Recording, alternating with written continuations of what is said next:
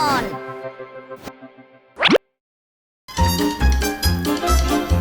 Ini bukan nila bakar biasa, tapi nila calabalatui. Apa? Calabalatui? Bukan. Ini bukan masakan dari planet lain, tapi khas masakan Minangkabau. Namanya memang unik ya. Nila calabalatui adalah resep turun-temurun, asli racikan Tanah Datar, Sumatera Barat. Tanah Datar adalah daerah pegunungan yang jauh dari laut, lebih dekat sama Danau Singkarak. Itulah sebabnya, ketimbang pakai ikan kakap yang biasa kita temukan di rumah makan Padang, calabalatui memakai ikan nila. Saya Mbok Tuman, pembuat nila calabalatui, resep warisan keluarga. Masakan nila calabalatui cuma ada di warung ini, karena resepnya diracik langsung sama buyut ayahnya Bu Nanin. Wih, sudah eksis berapa generasi coba? Sedap rasanya sebanding sama rumitnya proses pembuatannya. Ikan nila harus dibakar dulu untuk mendapatkan aroma dan rasa khas asapnya. Terus lanjut dimasak dengan kuah santan pedas. Pakainya cabai hijau ya, ditumis sampai matang. Hidangan pedas khas Minangkabau memang kebanyakan berasal dari daerah pegunungan seperti Tanah Datar. Selain menambah nikmat, buat mengusir hawa dingin juga.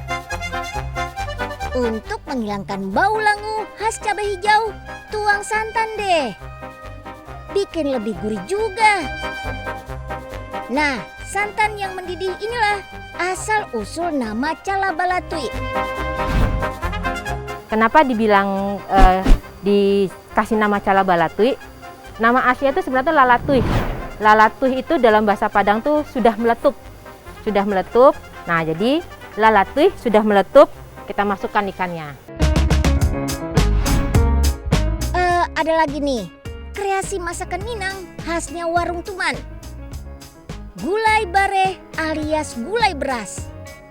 Isinya sih gulai iga ala Padang, tapi dengan tambahan beras. Berasnya bukan dalam bentuk tepung ya, tapi direndam dan diulek langsung. Tujuannya sebagai pengganti santan, biar lebih rendah kolesterol.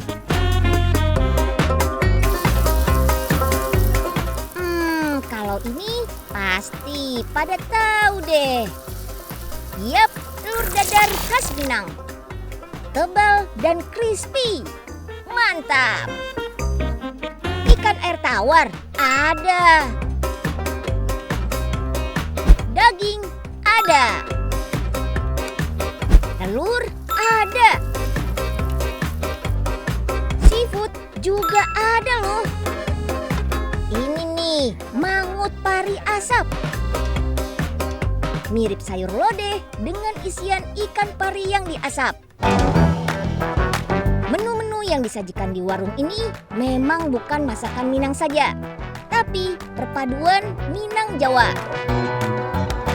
Disesuaikan sama akar budayanya Bu Nanin dan suaminya Pak Eko yang berasal dari Jogja. Menu spesial dengan cita rasa rumahan inilah yang membuat pelanggan terus kembali. Jadi konsep warung Tuman ini adalah ingin mengangkat kembali menu-menu Nusantara yang sudah hampir punah, yang sudah tidak lagi beredar, sudah tidak bisa lagi ditemukan, yang rasanya khas, ingin kami angkat kembali di warung Tuman. Nah, kalau soal konsep warung, pengen mengajak para Tumaner, para pengunjung untuk menikmati benar-benar suasana desa yang sangat otentik, yang sangat ciri khas desanya, yang tidak artifisial. Suasana pedesaan dihadirkan lewat bangunan tua, baju tradisional, sampai furniture jadul. Seniat itu Pantas pengunjungnya pada betah. Makanannya enak. Suasananya pun homey. Makanya saat akhir pekan harus reservasi dulu ya. Karena yang datang bisa sampai 500-an orang. Beuh. Tapi buat sampai seramai ini perjuangannya gak gampang loh. Siapa yang menyangka ya, warung rumahan dengan suasana pedesaan gini berada di tengah-tengah hiruk-pikuk kota metropolitan. Beneran hidden gem. Hiburan banget kan saat pandemi dan PPKM bisa menikmati makanan enak sekaligus pepohonan hijau meski ada di tengah kota. Hah, kalau gini sih pasti bikin orang balik lagi, dan balik lagi.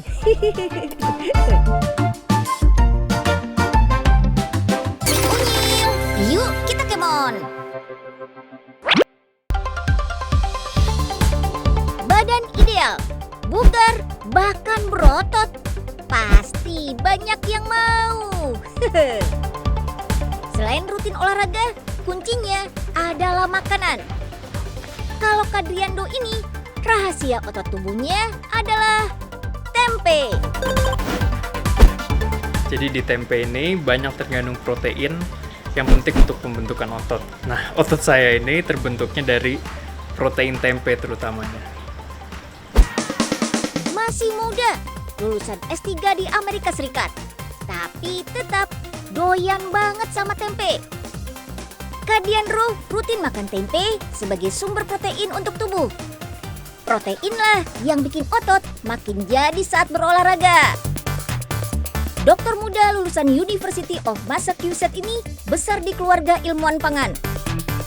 Jadi memang tempe ini sumber protein yang bergizi, ramah lingkungan, terjangkau, dan terutama enak. Gak cuma suka makan aja, Kadriando juga mengampanyekan tempe melalui gerakan Tempe Movement bersama kakek dan ibunya. Gerakan non-profit ini fokus menyebarkan informasi tentang potensi tempe sebagai makanan sehat. Nah, kalau di Indonesia, tempe ini sudah melekat dengan paradigma seperti makanan orang kecil, makanan orang kurang mampu begitu ya. Nah, jadi ini yang perlu dibongkar dan ini cukup menantang. Untuk mengubah mindset masyarakat, Tempe Movement sering berinovasi. Tempe jadi nggak ngebosenin dan makin menarik. Salah satunya mengolah tempe dengan edible flower atau bunga yang bisa dikonsumsi. Seperti bunga bougainville dan bunga telang. Bikin tempenya sih masih pakai kacang kedelai juga dengan tambahan bunga sebagai pelengkap. Tempenya jadi estetik. Tapi nggak boleh asal. Bunga harus bersih dan dalam kondisi kering agar tempe berhasil terfermentasi. Bentuk tempenya nggak melulu kotak, bisa dicetak sesuai selera. Bahan utama tempe juga diinovasi, nggak cuma kacang kedelai doang. Mulai dari berbagai jenis kacang atau polong-polongan, bahkan mie instan dan pasta. Yang penting, bahan tempe mengandung nutrisi agar bisa terfermentasi. Hasilnya, salah satu peserta workshop kini mampu membuat olahan baru dari tempe. Gak sia-sia deh, gerakan ini mampu membantu membuka peluang usaha buat menghasilkan cuan. Rasanya enak, murah, mudah didapat, dan tinggi gizi. Mulai dari kandungan protein dan kalsium yang setara dengan daging sapi. Bisa digunakan sebagai pengganti daging dan ayam yang biasa dikonsumsi untuk pembentukan badan. Tempe juga rendah garam, rendah lemak, dan gak mengandung kolesterol. Berguna untuk menurunkan lemak tubuh dan menambah massa otot. Selain bisa bikin badan bagus, tempe juga dapat memperkuat sistem imun tubuh, sehingga memperkecil peluang resiko terpapar COVID-19. Sungguh luar biasa. sebenarnya tiap cara masak tempe ada plus minusnya sendiri. Misalnya tempe goreng kayak gini, ya memang lemaknya naik karena dari minyak. Tapi nggak apa-apa karena tempenya sendiri rendah lemak dan proteinnya ternyata lebih gampang dicerna.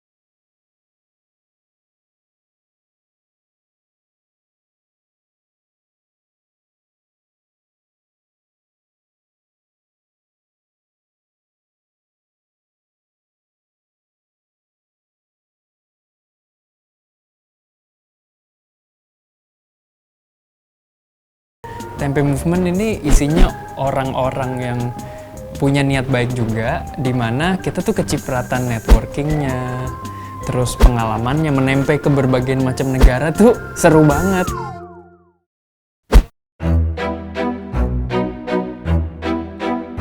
Lumpia, nastar, gorengan crispy, semuanya dari serangga. Ada yang berani coba?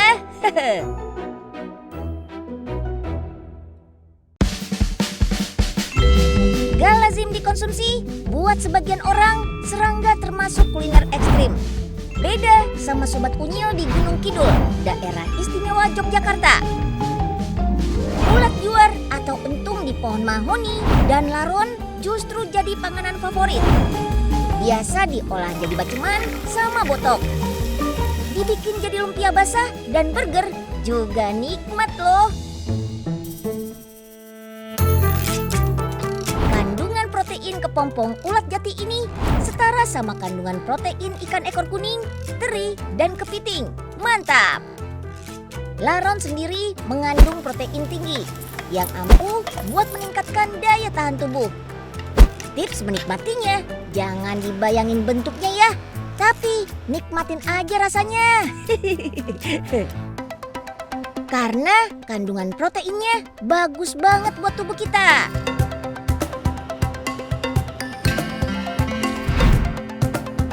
Serangga favorit lainnya adalah jangkrik.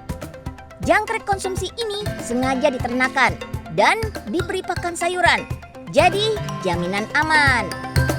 Mau diolah pun gak ribet. Tinggal dibersihkan, rebus, dan goreng setelah dibumbui. Kalau mau dibuat kue nastar, jangkriknya harus dikeringkan dan dihaluskan. Biar bisa jadi campuran adonan juga toppingnya. Cuma wajib diperhatikan ya, kalau punya alergi seafood, sebaiknya juga menghindari konsumsi jangkrik. Karena Food and Drug Administration menemukan jangkrik masih punya hubungan keluarga sama udang dan lobster. Jadi kalau alergi sama seafood, pasti lebih alergi lagi sama jangkrik. Sobat Unyil, meski nggak sepopuler daging sapi atau ayam, serangga sedang dilirik jadi sumber protein masa depan loh. Sebabnya ada 3 hal: tinggi protein, asam amino, dan vitamin.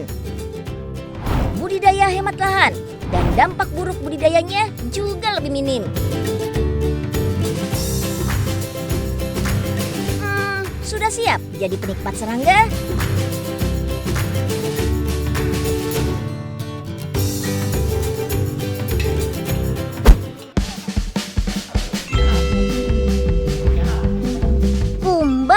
Jadi minyak goreng. Gak nyangka kan? Minyak goreng ini dibuat dari mealworm alias ulat Hongkong.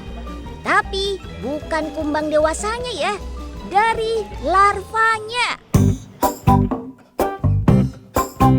Ketimbang minyak goreng nabati, gizi minyak goreng kumbang ini lebih komplit loh. Ada omega 3, 6, sama 9. Bahkan vitamin B12 yang bagus buat kesehatan syaraf. Semuanya alami. Gak ada penambahan vitamin alias fortifikasi kayak minyak goreng sawit. Ini karena larvanya diberi makanan bergizi. Ada ampas tepung gandum, labu siam, juga buah-buahan yang banyak airnya. Sehat banget kan? Larva kumbang berusia 3 bulan inilah yang bisa diolah jadi minyak goreng. Agar menghasilkan minyak, larva kumbang meski dikeringkan dulu selama 12 jam. Lanjut dihaluskan. Kemudian diperas. Wih, jangan heran kalau minyaknya banyak ya. Karena larva kumbang mengandung 14% lemak. Lemak inilah yang menghasilkan minyak. 8 kilo larva kumbang bisa menghasilkan 1 liter minyak goreng. Cukuplah buat stok sebulan. Supaya layak dikonsumsi, minyak goreng larva kumbang masih harus diproses lagi. Biar kotoran dan bau khas serangganya hilang. Sobat Unyil, ketimbang minyak goreng sawit, produksi minyak goreng larva kumbang ini jauh lebih ringkas loh. Budidaya kumbang gak butuh lahan yang luas. Beda banget kan sama budidaya kelapa sawit. Hasilnya juga lebih banyak loh. Kalau 1 hektar lahan kelapa sawit bisa menghasilkan 4 ton minyak goreng. Maka 1 hektar kotak mealworm ini bisa menghasilkan 150 ton minyak. Wow, amazing banget kan selisihnya? Pertumbuhan larvanya juga cepat. Lagian, kumbang betina akan bertelur setiap 15 hari. Gak habis-habis deh tuh bahan bakunya. Beda sama kelapa sawit yang butuh waktu 4 tahun untuk panen pertamanya.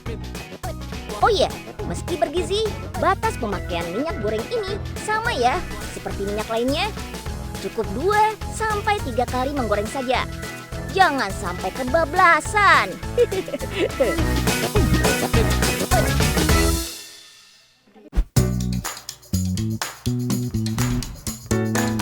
Larvanya dijadiin minyak goreng, kumbang dewasanya bisa dijadiin isian coklat loh. Ada yang pernah nyicipin coklat kumbang? Rasanya ada sensasi krenyes-krenyesnya gitu. Kumbang untuk isian coklat biasa diambil dari para peternak. Biasanya kumbang-kumbang dewasa yang sudah bertelur sebanyak 10 kali. Ya, kumbang-kumbang yang sudah waktunya pensiun gitu deh. Untuk dijadikan isian coklat, kumbang harus diistirahatkan 1 malam tanpa diberi makan untuk mengosongkan isi perutnya. Dikeringkan, kemudian dibersihkan hingga tersisa perut dan dada. Tenang, kumbang ini aman dikonsumsi kok. Bahkan bermanfaat buat tubuh kita karena kaya fosfor dan kalsium yang baik untuk pertumbuhan tulang dan gigi. Isiannya sudah ready, siapkan coklatnya. Tinggal cetak, bekukan, dan siap dinikmati. Soal inovasi, Indonesia memang jagonya ya, mantap. Yuk kita kemon. Urusan inovasi, Indonesia memang jagonya. Mulai dari tempe-tempe cantik berkhasiat, aneka olahan serangga, sampai kreasi resep tradisional. Gak ada matinya. Kalau gini, bangga kan jadi orang Indonesia? Jumpa lagi minggu depan ya, hanya di Si Unyil Trans 7. Rabu sampai Jumat jam 12 siang. Dadah!